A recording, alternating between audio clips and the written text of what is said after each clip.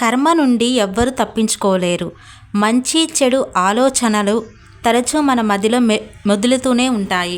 కానీ చెడు ఆలోచనలను తొలగించి మంచి ఆలోచనలను మాత్రమే మనసులో ఉంచుకోవాలనుకునే వారిలో మీరు కూడా ఒకరా? కొంతమంది తమ మనసుల నుండి ప్రతికూల ఆలోచనలను తొలగించడానికి ప్రయత్నిస్తారు. సానుకూల ఆలోచనలపై మాత్రమే దృష్టి పెడతారు.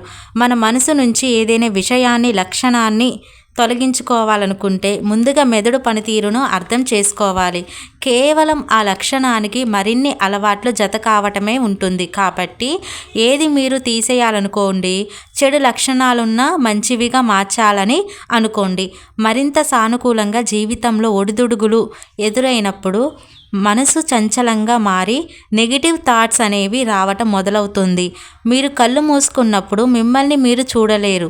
మీ గురించి తప్ప ఇంకెవ్వరికీ ఎక్కువ తెలియదు. కనుక ఉన్న ఈ ఒక్క జీవితాన్ని ఆనందంగా భావించాలి, అనుభవించాలి. జీవితంలో అతి ముఖ్యమైన అంశం ఈ క్షణం జీవించటం.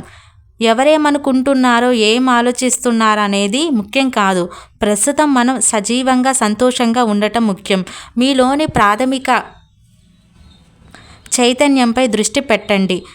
మీరు నెగిటివ్ థాట్స్ అనేది తీయడం వల్ల మీ కర్మ అనేది మీరు తప్పించుకోలేరు. లేదంటే మీ నెగిటివ్ థాట్సే మీ కర్మని మీ నుంచి తప్పించుకోలేకుండా చేస్తాయి. మంచి చెడు ఆలోచనలు మన మదిలో ఎప్పుడు మెదులుతూనే ఉంటాయి. వాటిని ఎలా ఆలోచించాలి, సరైన సమయంలో సరైన నిర్ణయం ఎలా తీసుకోవాలనేది మీపై, మీరు చేసే కర్మలపై ఆధారపడి ఉంటుంది. అందుకని వాళ్ళేమనుకుంటున్నారో, అనుకుంటున్నారో అనేది పక్కన పెట్టేసి అసలు మీ గురించి మీరేమనుకుంటున్నారో అనేది ఒక ప్రశ్న వేసుకోండి. ఆ ప్రశ్నకు మీ అంతటా మీలోనే మీకే సమాధానం దొరుకుతుంది. ఎందుకంటే మీ గురించి మీకే ఎక్కువగా తెలుస్తుంది. కాబట్టి ఈ వీడియో కనుక మీకు నచ్చినట్లయితే లైక్ చేయండి, షేర్ చేయండి, కామెంట్ చేయండి. Thank you for watching.